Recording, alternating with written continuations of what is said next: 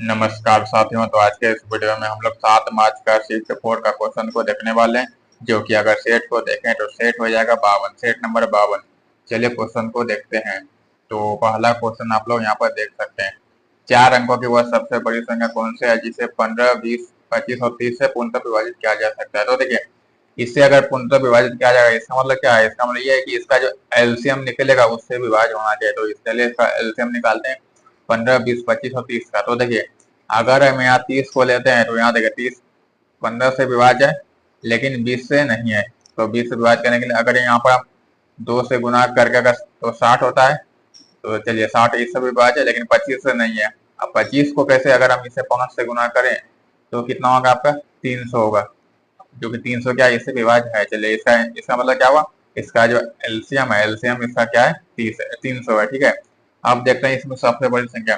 तो 4 अंकों में सबसे बड़ी संख्या जो 9930 यहाँ पर है। ठीक है, लेकिन यह जो है 300 से विभाज्य नहीं होगा। ठीक है, अब क्या है? 9900 है। अगर हम 9900 को देखते हैं तो ये जो है 300 से कट जाएगा। ठीक है, इसका मतलब क्या है? इसका मतलब ये कि 9900 जो है इसका सही जवाब है। ठीक है, चलिए आगे देखते हैं। अमन और रमन साथ मिलकर एक काम को 7.5 दिनों में, रमन और गगन मिलकर 10 दिनों में, गगन और रमन मिलकर उसी काम को 20 दिनों में, तो गगन अकेले उसी काम को कितने दिनों में पूरा करेगा। ठीक है, तो यहाँ कितना, यहाँ पर 7.5, यहाँ 10 है और यहाँ 20 है। तो इसका देखिए एलसीएम निकालते हैं, एलसीएम।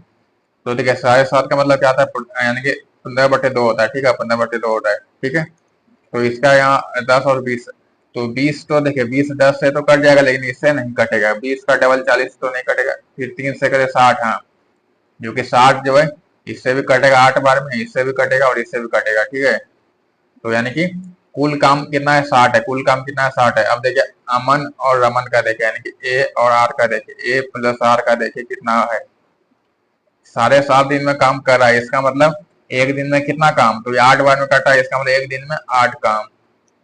अब रमन और गगन का देखें, आर प्लस जी को, आर प्लस जी को देखिए, जी को। ठीक है, तो यहाँ की ना 10 है, 10 दिन में कर रहा है, इसका मतलब एक दिन में 6 काम, तब ना यहाँ 60 पूरेगा। ठीक है, और क्या बचा? गगन और अमन, यानी कि गगन यानी कि जी प्लस अमन यानी कि ए, जी प्लस ए कितना काम कर रहा है? 20 दिन में। इसका मतलब एक दिन में 3 काम, एक दिन में 3 काम। तो क्या बोला? गगन अकेले उसी काम को कई दिन में करेगा। हमें गगन का पूछ रहा है। तो देखिए यहाँ जो गगन का पूछ रहा है, गगन का, तो ऐसा कहते हैं, गगन का पता करने के लिए हमें क्या करना पड़ेगा? अमन का यहाँ पर माइनस करना पड़ेगा, तब ना गगन का निकलेगा। तो इसलिए अमन का भी पता होना चाहिए ना। तो हम ऐसा करेंगे, तीनों का पहले निकाल लेंगे। तो अगर क्या मिलेगा? अमन, यहाँ देखिए अमन भी है, रमन है और क्या है? गगन है। 3 गो आदमी है, तो इसका मतलब 3 गो व्यक्ति है इसमें, है ना। तो तीनों को प्लस करेंगे तो कितना आएगा? देखिए एक है गो है, 2 गो है, आर का गो 2 गो है, जी भी क्या है? 2 गो है, सब 2 2 गो है। तो यानी कि 2 बाहर आएगा। तो यहाँ पर क्या आएगा? ये ए प्लस आर प्लस जी, 3 गो आदमी आया, तो कितना मिलकर काम करेगा? 8 और 6 14, 14 3 17, 17 काम यहाँ पर हुआ, 17 काम यहाँ पर हुआ। अगर 2 को उस पार भेजेंगे तो बटे में आ जाएगा, यानी कि तीनों मिलकर जो है 17/2 काम कर रहा है। 17/2 काम क्या कर रहा है? तीनों मिलकर कर रहा है। हमें किसका पूछ रहा है? हमें पूछ रहा है गगन का। हाँ गगन का, किसका पूछ रहा है? गगन का। तो देखिए ये जो गगन का पूछ रहा है, गगन का, यहाँ देखिए गगन, तो ए आर, अगर हम इस ए आर को माइनस कर दे तो गगन का निकल जाएगा। तो ए आर का मान कितना? 8 है, यानी कि ए आर का मान तो माइनस करेंगे तो यहाँ पर गगन का निकलेगा। तो गगन का क्या निकलेगा? -8 करेंगे। ठीक है, तो 17/2 का मतलब क्या होता है? 8.5 होता है। 8.5 में अगर 8 को माइनस करेंगे तो कितना आधा बचेगा? कितना बचेगा? आधा बचेगा। कितना बचा? आधा बचेगा। ये कौन काम करेगा? गगन। लेकिन हमें क्या पूछा है? कई दिन में करेगा। तो कुल काम कितना है? 60 है। तो 60 बटे 1/2, 1/2, 1/2, 2 अगर नीचे है तो ऊपर आ जाएगा। तो 2 जो आपका ऊपर आ जाएगा। देखिए अगर 1/2 होगा ना तो ये ऊपर आ जाएगा, ऊपर आ जाएगा। ठीक है, तो ये 60 गुना 2 कितना होगा? 120, यानी कि 120 दिन में क्या करेगा? काम को पूरा करेगा। ठीक है, ठीक है, चलिए आगे देखते हैं। यदि एक निश्चित धनराशि साधारण ब्याज पर 9 वर्ष 5 माह में स्वयं की दोगुनी हो जाती है तो ब्याज की वार्षिक दर कितनी है? तो वार्षिक दर बताना है। ठीक है, देखिए 9 वर्ष 5 माह, 5 माह, ठीक है। तो यहाँ देखिए, यहाँ दोगुनी हो रहा है, दोगुनी मतलब क्या होता है, देखिए कोई राशि जैसे 100 था, तो 100 से क्या हो गया, 200 हो गया। तो इसमें कितने की वृद्धि हुई, 100 की वृद्धि हुई, यानी कि 100% की क्या हुई, वृद्धि हुई। दोगुनी का मतलब क्या था, 100%। तो 100% कितना हो रहा है, 9 वर्ष 5 माह में। तो हमें वार्षिक यानी कि 1 साल का कितना है, तो 1 साल का हमें बताना है।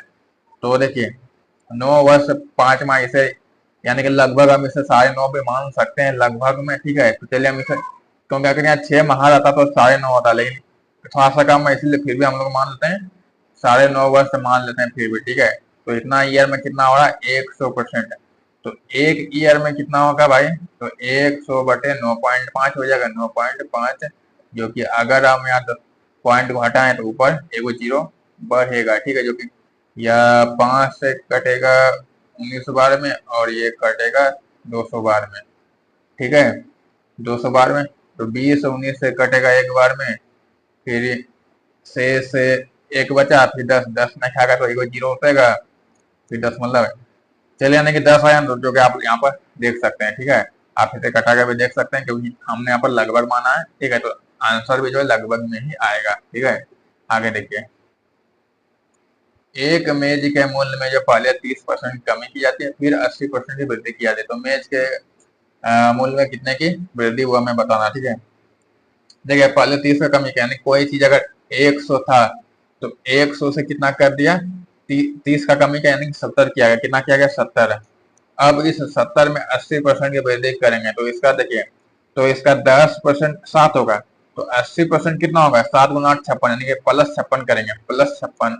तो 70 और 56 कितना हो जाएगा, 70 और 56 आपका हो जाएगा 126। हाँ, 126 यहाँ पर हो जाएगा, 126 हो जाएगा, ठीक है। तो यानी कि पहले कोई मैच का मूल्य कितना था, पहले कितना हमने माना, 100 माना, पहले 100 था, तो 100 से कितना होगा, 126 हो गया। यानी कि इसका मतलब 26% की क्या हुई, वृद्धि हुई, 26% की क्या हुई, वृद्धि हुई, ठीक है। आगे देखिए, चलिए अब यहाँ पर देखिए इसका अनुपात हमें दिया है, तो ए और सी का अनुपात बताना है, ठीक है। तो ए बी है, बी सी और सी डी, यानी कि 4 गो इसमें है, 4 गो राशि इसमें है, ठीक है। तो हमें ए और सी का बताना है। तो यहाँ देखिए, ए और सी का देखिए, तो अगर हम यहाँ बी को देखते हैं, तो देखिए बी को देखिए, बी यहाँ कितना है, 5 है, और यहाँ कितना है, यहाँ बी का मान कितना है, यहाँ बी का मान 15 है। तो हमें यहाँ पर बराबर करना पड़ेगा, क्या करना पड़ेगा, बराबर यहाँ पर करना पड़ेगा, ठीक है। तो यहाँ बराबर करते हैं, तो देखिए अगर हम यहाँ पर जो है, अगर हम यहाँ पर बी का मान कितना है, 15, यहाँ कितना 5 है, तो अगर हम यहाँ पर 3 से गुना करें, 3 से गुना, तो 5 से 15 हो जाएगा, यानी बराबर हो जाएगा। अब यहाँ देखें सी का मान, देखें सी का मान है कितना है, 16 है, और सी का मान कितना है, 4 है। तो अगर हम यहाँ पर 4 से गुना करें तब ये बराबर हो जाएगा, ठीक है। यानी कि ए अनुपात बी क्या निकलेगा, 12:36 अनुपात 5 × 3 15, ठीक है। और ये जैसा का तैसे वैसे रहेगा। अब यहाँ देखिए, 4 × 4 16 और 7 × 4 28, चलिए ये अनुपात निकल गया।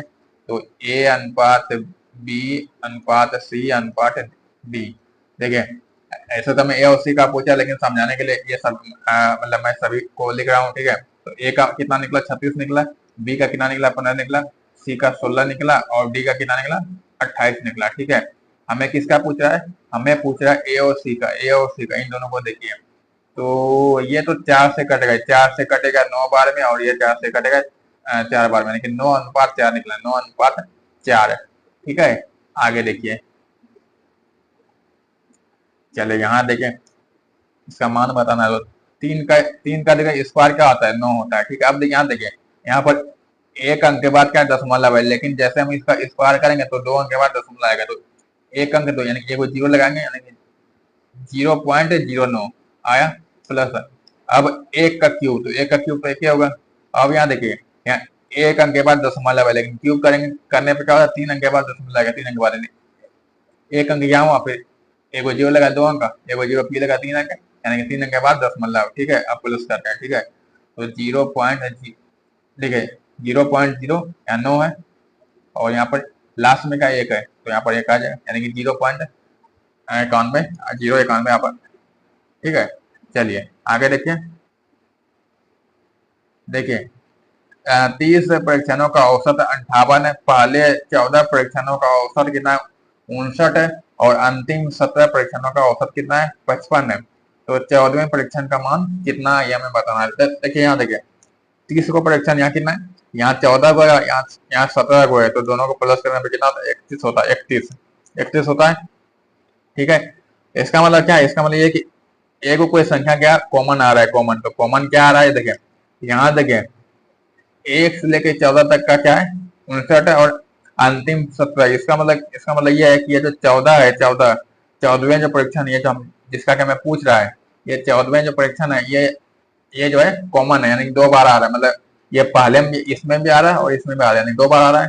तो बस इसी का हम देख रहे हैं इसमें कितने की कमी या वृद्धि हुई उसी के हिसाब से यहाँ निकलेगा। ठीक है, अब देखिए समझिए इसका औसत कितना 58 है और यहाँ 14 का कितना है 59, यानी कि एक ज्यादा है, कितना एक ज्यादा है। ठीक है, और 17 का कितना है 55। अब देखते हैं हमें कितना यहाँ ज्यादा है। तो यहाँ देखें यहाँ एक ज्यादा क्या को मैं 14 को मैं एक ज्यादा है तो प्लस 14 करेंगे, यानी कि प्लस का 14। ठीक है, अब देखिए अब यहाँ देखिए यहाँ 17 को मैं कितना यहाँ कम है, कितना कम यहाँ 58 या 55 3 कम है तो -3, तो 17 गुना 3 51 यानी कि -51 करें, यानी इतने का कम है। तो 14 में 51 गया तो कितना आपका आएगा 37 आएगा, 37, यानी कि 37 का क्या है कमी है, 37 का क्या है कमी है। ठीक है, तो देखिए अगर ये 37 का कमी अगर नहीं होता तो इसका जो ये 14वें का मान है इसका 58 होता है, क्या होता 58 होता, लेकिन यह क्या है 37 का कमी है।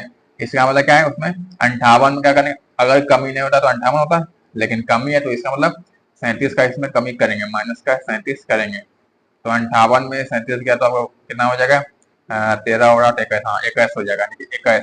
14वें परीक्षण का मान क्या है 21 है, क्या है 21 है। ठीक है, क्योंकि ये जो 14 क्या 2 बार आ रहा था। ठीक है, इसलिए इसमें माइनस किया। और अगर ऐसे अगर पूछता जैसे यहाँ जैसे 2 बार अगर नहीं आता तो हमें यहाँ माइनस है तो माइनस अंदर प्लस करना पड़ता है, और अगर प्लस होता है तो माइनस करना पड़ता है, ये इसमें खेल चलता है। ठीक है, चलिए आगे देखिए। साक्षी एक काम 20 दिनों में पूरा करते हैं, तानिया साक्षी से 25% अधिक कुशल है, तो तानिया को उसे काम को करने में कितने समय लगेगा, कितने दिन लगेंगे ये बताना। ठीक है, देखिए साक्षी और तानिया 25% अधिक, तो 25 को हम लिख सकते हैं 1/4। ठीक है, तो क्या किससे कंपेयर हो रहा है साक्षी से, यानी कि साक्षी अगर 4 काम करती है तो अधिक, यानी कि ये 5 काम कर रही है। ये वो किसका बात, ये क्षमता का बात है, किसका बात क्षमता का, ये 5 काम। ठीक है, ये 5 काम है। ठीक है, ये वो क्षमता का बात, लेकिन हमें दिन दिया है दिन, तो दिन यहाँ पर उल्टा हो जाएगा, उल्टा उल्टा कैसे हो जाएगा, यानी कि साक्षी को 5 दिन का समय लगेगा और तानिया का जो है 4 दिन का समय लगेगा। तो हमें साक्षी का समय कितना दिया 20 दिन, इसका मतलब ये 5 जो दिया है 5 का वैल्यू कितना है 20 है, 5 का वैल्यू कितना है 20 है, क्या गुना है 4 गुना है, क्या गुना है 4 गुना है।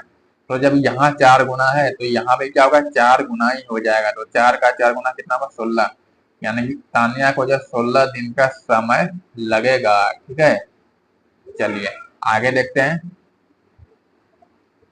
एक वस्तु का विक्रय मूल्य 1184 है और वस्तु का पर जो 26% की छूट दी जाती है तो अंकित मूल्य, तो देखिए 26 का छूट दिया, इसका मतलब सामान कितने में बेचा, इसका मतलब सामान को जो 74% में बेचा, तो 74% का वैल्यू यहाँ पर कितना है, कितना विक्रय मूल्य है 1184, तो 1100 क्या हो जाएगा 84। ठीक है, तो हमें अंकित मूल्य पूछा, तो अंकित मूल्य तो कोई भी चीज हमें कितना होता है 100 होता है, तो अंकित मूल्य कितना होगा, तो अंकित मूल्य यानी कि 100% बराबर क्या हो जाएगा 1184/74 गुना 100। ठीक है, चलिए इसे कटाते हैं। ठीक है, तो पहले 2 से कटाते हैं तो ये 37 बार में, और ये देखे तो से 118 आपका 59 बार में, 4 आपका 2 बार में 592 यहाँ पर हुआ, ये 37, हाँ ये 37 से चलो देखते हैं कटाने का प्रयास करते हैं। 37 कटेगा एक बार में, शेष आपका बचेगा 22, फिर 22 बचेगा, फिर यहाँ के ना 2 यानी 222, तो 222 से 1 कट जाएगा 6 बार में, कितने बार में 6 बार में, यानी 16 यहाँ पर आएगा। ठीक है, तो 16 गुना 100 1600, यानी 1600 क्या है उसका अंकित मूल्य है। आगे देखिए, रामान द्वारा एक पेन को 25% और 20% दो कर्मी छूट पर बेची जाती है, तो पेन का अंकित मूल्य 880 है, तो पेन पर दी गई छूट कितना है, छूट की राशि कितनी है ये बताना। ठीक है, तो 2 को छूट है तो पहले प्लस करेंगे, 25 और 20 को प्लस करेंगे, कितना होगा 25 और 20 आपका हो जाएगा 45। अब इसमें माइनस करेंगे, माइनस का आप गुना करेंगे, 25 गुना 20 कितना होगा, 25 गुना 20 आपका हो जाएगा 500, कितना होगा 25 गुना 20 आपका होगा 500, और 500 बटे 100 तो कितना आएगा 5 आएगा, यानी माइनस का 5, यानी कि 40% का छूट दे रहा है, 40% का। तो कि हमें पूछा छूट का कितना मूल्य है, मूल्य पूछ रहा है, ठीक है। तो 880 का छूट निकालेंगे, 880 का 40%, 40 बटे 100, 40% 40 बटे 100, 0 0 और ये 0 खत्म। 88 गुना 4 आपका हो जाएगा 8 गुना 4 32 हासिल 3, 32 3 35, 352, 352, ठीक है। आगे देखिए, ए बी से 20% अधिक है, तो बी ए से लगभग कितने परसेंट कम है। तो देखिए ए जो क्या 20% अधिक है, तो ये कितना कम है, तो ये कम अधिक जब भी क्वेश्चन है, तो अगर अधिक बोलेगा तो पहले यहाँ लिखेंगे, जितना यहाँ दिया रहा है उतना लिखेंगे, ठीक है। जैसे यहाँ 20 है तो 20 को लिखेंगे। क्या बोला, अधिक बोला, अधिक बोलेगा तो 100 में प्लस करेंगे, अधिक बोलेगा तो 100 में प्लस करेंगे, तो अधिक बोला तो कितना होगा 120 होगा, तो 120 और गुना का 100 कर देंगे, ठीक है, गुना का 100। तो ये यहाँ पर कटेगा 6 बार में, 100 बटे 6 का मतलब 16.66% यहाँ पर आएगा, ठीक है, यानी कितने परसेंट क्या है, कमी है, ठीक है, कम है। आगे देखिए, एक कुर्सी का विक्रय मूल्य 5709 रुपया है, यदि हानि 34% कुर्सी का क्रय मूल्य, ठीक है, 34% का हानि हुआ है, इसका मतलब 66% में क्या क्या बेचा, 66% में क्या क्या कुर्सी को बेचा, तो विक्रय मूल्य कितना है 5709 बराबर 5709 है क्या इसका विक्रय मूल्य, सॉरी 5709 है, ठीक है। हमें क्या पूछा है, कुर्सी का क्रय मूल्य, तो क्रय मूल्य तो 100 होता है, तो 100% का वैल्यू यहाँ पर क्या हो जाएगा, बराबर में 5709 बटे 66 गुना 100 बटे 66 गुना 100, ठीक है। देखिए ये 11 से कटेगा क्या, ये 5 और 0 5, और यहाँ पर 7 और 9 16, 16 5 11, हाँ, यानी 11 से कटेगा, 11 से कटेगा, तो 11 से ये 6 बार में, और ये जो है 11 से 55 5 बार में, शेष 2 बचा 20, फिर 11 एक बार में, शेष 9 बचा 99 आपका 9 बार में 519। अब यहाँ हाँ ये 3 से कटेगा, तो 3 से ये 2 बार में, और ये 51 ये 17 बार में, 9 आपका 3 बार में 173, ठीक है। तो 173, और ये फिर ये कटेगा इससे 50 बार में। अब 173 3 गुना 5 15 हासिल 1, 17 गुना 5 85, 1 86, 86 और ये 0, यानी कि 8650 क्या है इसका क्रय मूल्य, 8650। आगे देखिए, देखिए यहाँ पर इसका मान बताना है, चलिए इसे सॉल्व करते हैं। तो देखिए पहले ब्रैकेट का काम करेंगे, उसमें पहले क्या काम होगा, इसका यहाँ भाग का काम होगा, ठीक है, भाग का। तो अगर 32 को 4 से भाग देंगे तो कितने बार में कटेगा, ये 8 बार में कटेगा, कितने बार में 8 बार में, ठीक है। तो यहाँ 24 बाहर में प्लस 23 गुना 8 करें, कितना होगा 23 गुना 8 आपको हो जाएगा 184, 184 होगा 23 गुना 8, फिर माइनस का कितना है 5 गुना 8 कितना होगा 40, यहाँ पर आपका 40 हो जाएगा। तो पहले प्लस वाले काम करेंगे, ठीक है, प्लस वाले का, तो 84 184 और 24, तो देखिए 24 में पहले यहाँ 4 प्लस करते हैं, तो यहाँ कितना होगा 188, 188 188 और 20, 188 और 20 आपका हो जाएगा 208, कितना होगा 208, फिर माइनस का 40। अब 208 में 40 को हम माइनस करेंगे तो कितना का 168 है, 168, ठीक है, जो कि यहाँ पर आप लोग देख सकते हैं, ठीक है। चलिए आगे देखते हैं, यदि दो घनों का आयतन का अनुपात 125 और 216 है, तो घनों का भुजा का अनुपात, तो देखिए घन का जो आयतन होता है वो क्या होता है, एक क्यूब होता है, एक क्यूब। तो देखिए जब हमें आयतन दिया रहेगा तो हम क्या, तो हमें भुजा क्या लिख सकते हैं, देखिए अगर हमें आयतन दिया रहेगा, जब ये इसका क्यूब होता है, ठीक है, क्यूब, जैसे हमें भुजा दिया रहता है हम क्या करते हैं, क्यूब क्यूब करते हैं।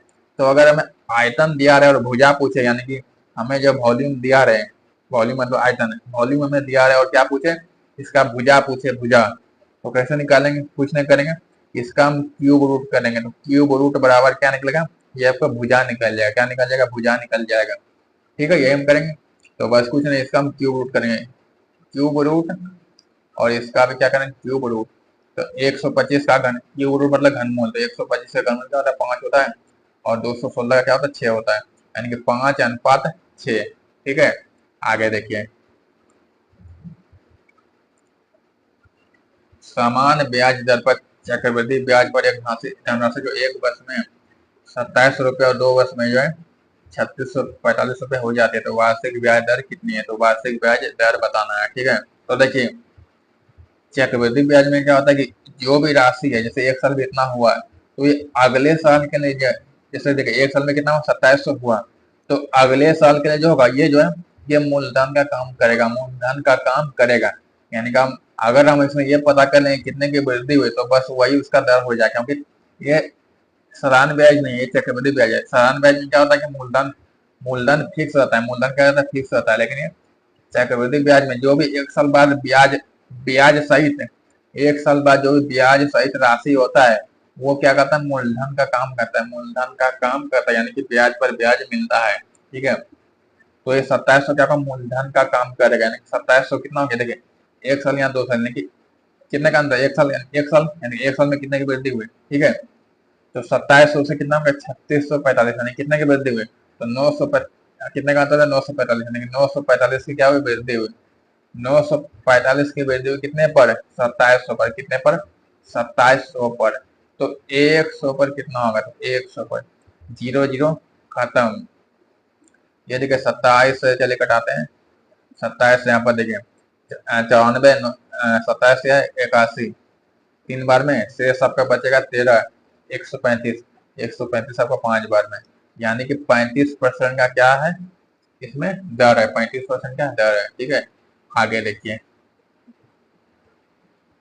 ए बी को 30% का लाभ पर साइकिल पैसा, और बी से 10 के लाभ पर सी को, और सी जो है 1287 का भुगतान करा, तो ए के लिए क्रय मूल्य कितना था, तो ए बी, यानी इसमें 3 बार में ए बी और सी है। ठीक है, देखिए ए अगर किसी सामान को 100 में खरीदता है, अगर ये 100 में खरीदता है, तो बी को क्या करा, 30 का लाभ, यानी कि 130 में बेच रहा है।